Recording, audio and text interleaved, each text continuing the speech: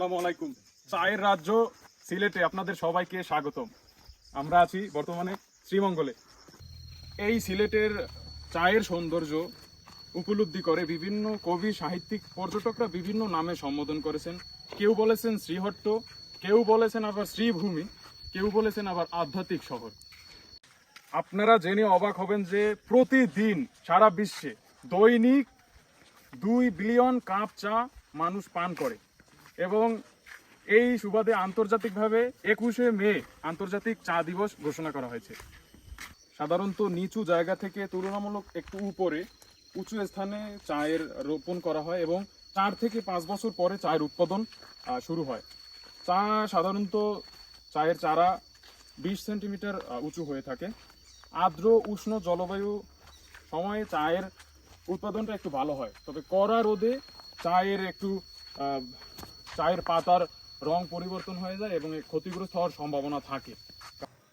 1650 সালের দিকে সর্বপ্রথম চীনে বাণিজ্যিকভাবে চায়ের উৎপাদন শুরু হয়। ভারতবর্ষে 1818 সালে চায়ের উৎপাদন শুরু হয়, যেটা ব্রিটিশ ইস্ট ইন্ডিয়া কোম্পানি শুরু করে এবং তারা সিলেটে 1855 সালের দিকে প্রথম চায়ের একটি চারা পায়।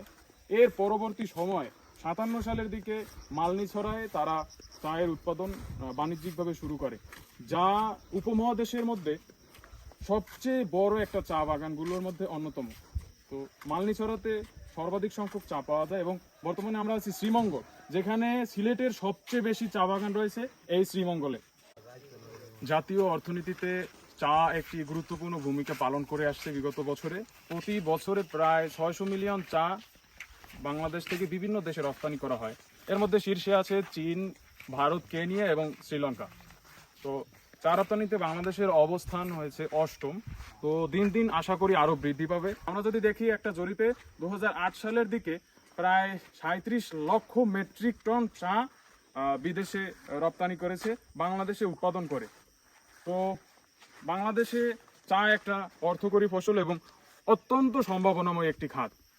এবং আমরা দেখি যে চায়ের যে শ্রমিকরা একটা দিনে তারা কাজ করে পুরো একটা দিন, তো তারা রোজ হিসেবে নেয় 180 টাকা, যা আসলে চায়ের দামের তুলনায় তাদের পারিশ্রমিক খুবই কম।